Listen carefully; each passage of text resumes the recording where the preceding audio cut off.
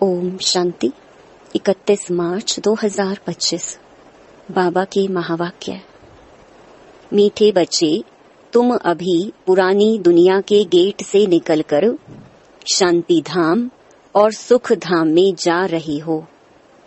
बाप ही मुक्ति, जीवन मुक्ति का रास्ता बताते हैं।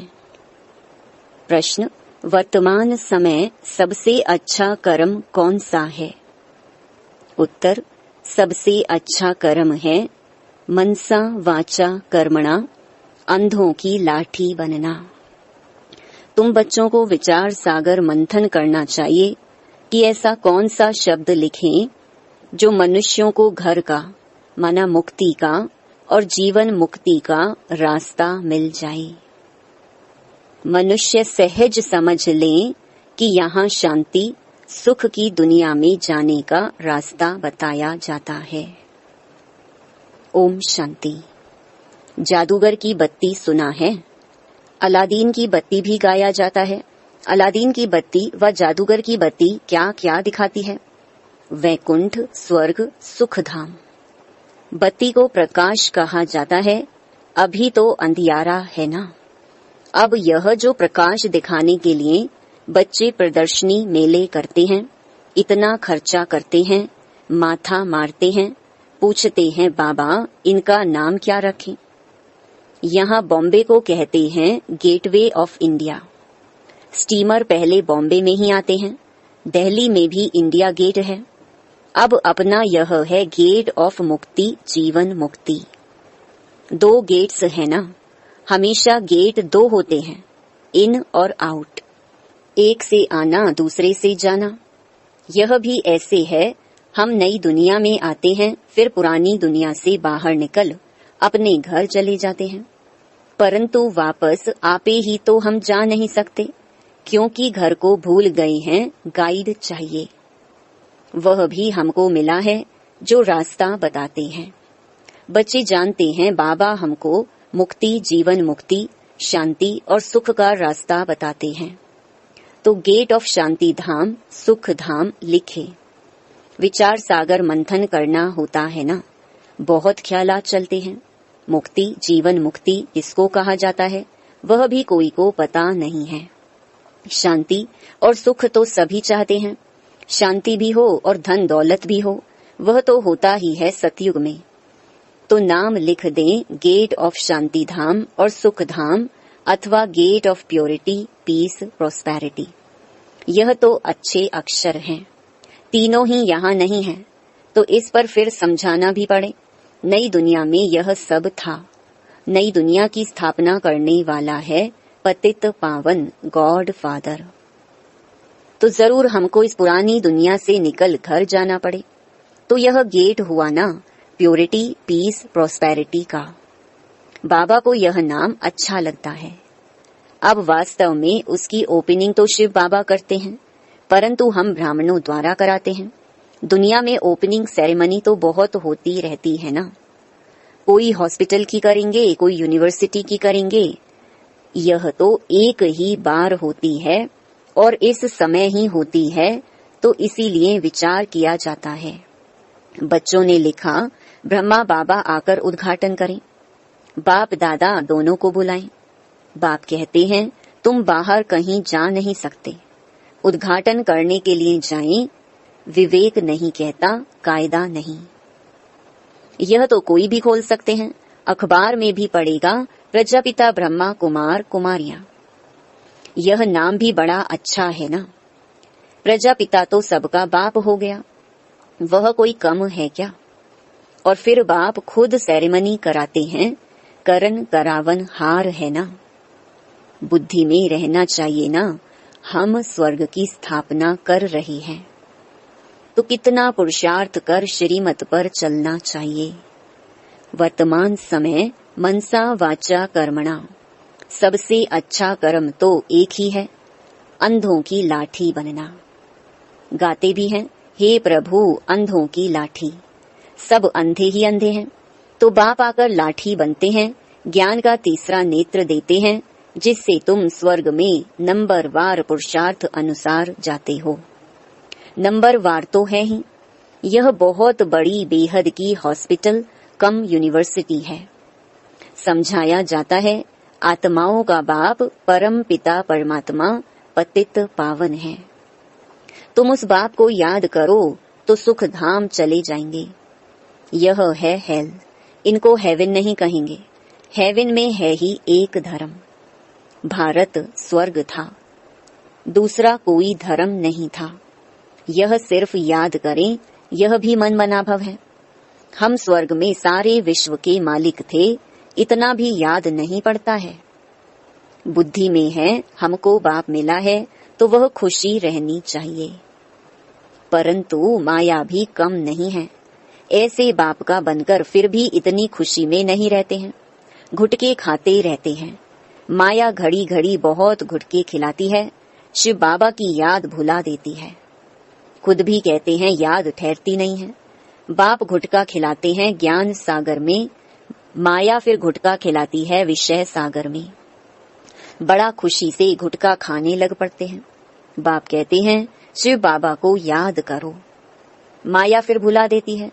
बाप को याद ही नहीं करते, बाप को जानते ही नहीं। दुख हरता सुख करता तो परम पिता परमात्मा है ना, वह है ही दुख हरने वाला। वह फिर गंगा में जाकर डुबकी लगाते हैं, समझते हैं गंगा पतित पावनी है। सतयुग में गंगा को दुख हरनी पाप कटनी नहीं कहेंगे। साधु संत आदि सब जाकर नदियों के किनारे बैठते हैं। सागर के किनारे क्यों नहीं बैठते हैं?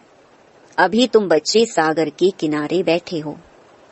ढेर के ढेर बच्चे सागर के पास आते हैं, फिर समझते हैं सागर से निकली हुई यह छोटी बड़ी नदियां भी हैं। ब्रह्मपुत्रा, सिंध, सरस्वती, यह भी नाम रखे हुए हैं। बाप समझाते हैं बच्चे तुम्हें मनसा वाचा कर्मणा बहुत बहुत ध्यान रखना है। कभी भी तुम्हें क्रोध नहीं आना चाहिए। क्रोध पहले मनसा में आता, फिर वाचा और कर्मणा में भी आ जाता है। यह 3 खिड़कियां हैं, इसीलिए बाप समझाते हैं मीठे बच्चे वाचा अधिक नहीं चलाओ, शांत में रहो। वाचा में आए तो कर्मणा में आ जाएगा। गुस्सा पहले मन में आता है, फिर वाचा कर्मणा में आता है। तीनों खिड़कियों से निकलता है। पहले मनसा में आएगा। दुनिया वाले तो एक दो को दुख देते रहते हैं, लड़ते झगड़ते रहते हैं। तुमको तो कोई को भी दुख नहीं देना है, ख्याल भी नहीं आना चाहिए। साइलेंस में रहना बड़ा अच्छा है। तो बाप आकर स्वर्ग का अथवा सुख शांति का गेट बतलाते हैं। बच्चों को ही बतलाते हैं। बच्चों को कहते हैं तुम भी औरों को बतलाओ। प्योरिटी, पीस, प्रॉस्पेरिटी होती है स्वर्ग में। वहां कैसे जाते हैं वह समझना है। यह महाभारत लड़ाई भी गेट खोलती है। बाबा का विचार सागर मंथन तो चलता है ना, क्या नाम रखें? सवेरे विचार सागर मंथन करने से मक्खन निकलता है, अच्छी राय निकलती है। तब बाबा कहते हैं सवेरे उठ बाप को याद करो और विचार सागर मंथन करो, क्या नाम रखा जाए। विचार करना चाहिए, कोई का अच्छा विचार भी निकलता है। अब तुम समझते हो पतित को पावन बनाना माना नर्कवासी से स्वर्गवासी बनाना। देवताएं पावन हैं, तब तो उनके आगे माथा टेकते हैं। तुम अभी किसको माथा नहीं टेक सकते हो, कायदा नहीं। बाकी युक्ति से चलना होता है। साधु लोग अपने को ऊंच पवित्र समझते हैं, औरों को अपवित्र नीच समझते हैं। तुम भूल जाते हो हम सबसे ऊंच हैं, परंतु कोई हाथ जोड़े तो रिस्पॉन्ड देना पड़े। हरिओम तत् सत करते हैं तो करना पड़े। युक्ति से नहीं चलेंगे तो वह हाथ नहीं आएंगे, बड़ी युक्तियां चाहिए। जब मौत सिर पर आता है तो सभी भगवान का नाम लेते हैं। आजकल इत्तेफाक तो बहुत होते रहेंगे, आहिस्ते आहिस्ते आग फैलती है। आग शुरू होगी विलायत से, फिर आहिस्ते आहिस्ते सारी दुनिया जल जाएगी। पिछाड़ी में तुम बच्चे ही रह जाते हो। तुम्हारी आत्मा पवित्र हो जाती है तो फिर तुमको वहां नई दुनिया मिलती है। दुनिया का नया नोट तुम बच्चों को मिलता है। तुम राज्य करते हो। अलादीन की बत्ती भी मशहूर है ना। नोट ऐसा करने से कारून का खजाना मिल जाता है भी बरोबर।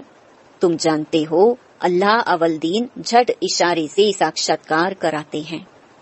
सिर्फ तुम शिव बाबा को याद करो तो सब साक्षात्कार हो जाएंगे।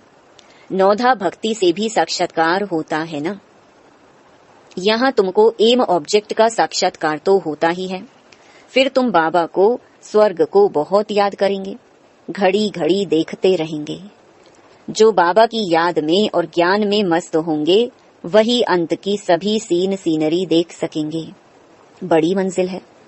अपने को आत्मा समझ बाप को याद करना मासी का घर नहीं है, बहुत मेहनत है। याद ही मुख्य है। जैसे बाबा दिव्य दृष्टि दाता है तो स्वयं अपने लिए दिव्य दृष्टि दाता बन जाएंगे। जैसे भक्ति मार्ग में तीव्र वेग से याद करते हैं तो साक्षात्कार होता है। अपनी मेहनत से जैसे दिव्य दृष्टि दाता बन जाते हैं। तुम भी याद की मेहनत में रहेंगे तो बहुत खुशी में रहेंगे और साक्षात्कार होते रहेंगे। यह सारी दुनिया भूल जाए, मन मनाभव हो जाए, बाकी क्या चाहिए। योग बल से फिर तुम अपना शरीर छोड़ देते हो। भक्ति में भी मेहनत होती है, इसमें भी मेहनत चाहिए। मेहनत का रास्ता बाबा बहुत फर्स्ट क्लास बताते रहते हैं। अपने को आत्मा समझने से फिर देह का भान ही नहीं रहेगा। जैसे बाप समान बन जाएंगे, साक्षात्कार करते रहेंगे, खुशी भी बहुत रहेगी। रिजल्ट सारी पिछाड़ी की गाई हुई है। अपने नाम रूप से भी न्यारा होना है तो फिर दूसरे के नाम रूप को याद करने से क्या हालत होगी। नॉलेज तो बहुत सहज है। प्राचीन भारत का योग जो है, जादू उसमें है। बाबा ने समझाया है, ब्रह्म ज्ञानी भी ऐसे शरीर छोड़ते हैं। हम आत्मा हैं, परमात्मा में लीन होना है। लीन कोई होते नहीं है ब्रह्म ज्ञानी। बाबा ने देखा है, बैठे बैठे शरीर छोड़ देते हैं। वायुमंडल बड़ा शांत रहता है, सन्नाटा हो जाता है। सन्नाटा भी उनको भासेगा जो ज्ञान मार्ग में होंगे, शांत में रहने वाले होंगे। बाकी कई बच्चे तो अभी बेबियां हैं, घड़ी घड़ी गिर पड़ते हैं। इसमें बहुत बहुत गुप्त मेहनत है। भक्ति मार्ग की मेहनत प्रत्यक्ष होती है। माला फेरो, कोठी में बैठ भक्ति करो। यहाँ तो चलते फिरते तुम याद में रहते हो। कोई को पता पड़ न सके कि यह राजाई ले रहे हैं। योग से ही सारा हिसाब किताब चुकतू करना है। ज्ञान से थोड़े ही चुकतू होता है। हिसाब किताब चुकतू होगा याद से। कर्म भोग याद से चुकतू होगा। यह है गुप्त। बाबा सब कुछ गुप्त सिखलाते हैं। अच्छा, मीठे मीठे सिकिलधे बच्चों प्रति माता पिता बाप दादा का याद प्यार और गुड मॉर्निंग। रूहानी बाप की रूहानी बच्चों को नमस्ते। धारणा के लिए मुख्य सार। पहला, मनसा वाचा कर्मणा, कभी भी क्रोध नहीं करना है। इन तीनों खिड़कियों पर बहुत ध्यान रखना है। वाचा अधिक नहीं चलाना है। एक दो को दुख नहीं देना है। दूसरा, ज्ञान और योग में मस्त रहे अंतिम सीन सीनरी देखनी है। अपने व दूसरों के नाम रूप को भूल मैं आत्मा हूँ इस स्मृति से देह भान को समाप्त करना है। वरदान, स्नेह के वाण द्वारा स्नेह में घायल करने वाले स्नेह और प्राप्ति संपन्न लवलीन आत्मा भव। जैसे लौकिक रीति से कोई किसके स्नेह में लवलीन होता है तो चेहरे से, नैनों से, वाणी से अनुभव होता है कि यह लवलीन है, आशिक है। ऐसे जब स्टेज पर जाते हो तो जितना अपने अंदर बाप का स्नेह इमर्ज होगा उतना ही स्नेह का बाण औरों को भी स्नेह में घायल कर देगा। भाषण की लिंक सोचना, पॉइंट दोहराना यह स्वरूप नहीं हो। स्नेह और प्राप्ति का संपन्न स्वरूप लवलीन स्वरूप हो। अथॉरिटी होकर बोलने से उसका प्रभाव पड़ता है। स्लोगन: संपूर्णता और समाप्ति के समय को समीप लाओ। अव्यक्त इशारे: सत्यता और सभ्यता रूपी कल्चर को अपनाओ। यह तो सब समझने लगे हैं कि यह कोई है, लेकिन यही है और यह एक ही है। यह हलचल का हल अब चलाओ। अभी और भी हैं, यह भी हैं, यहाँ तक पहुँचे हैं, लेकिन यह एक ही है। अभी ऐसा तीर लगाओ। धरनी तो बन गई और बनती जाएगी, लेकिन जो फाउंडेशन है, नवीनता है, बीज है, वह है नया ज्ञान। निस्वार्थ प्यार है, रूहानी प्यार है। यह तो अनुभव करते हैं, लेकिन अभी प्यार के साथ साथ ज्ञान की अथॉरिटी वाली आत्माएं हैं। सत्य ज्ञान की अथॉरिटी है। यह प्रत्यक्ष करो, तब प्रत्यक्षता हो। ओम शांति।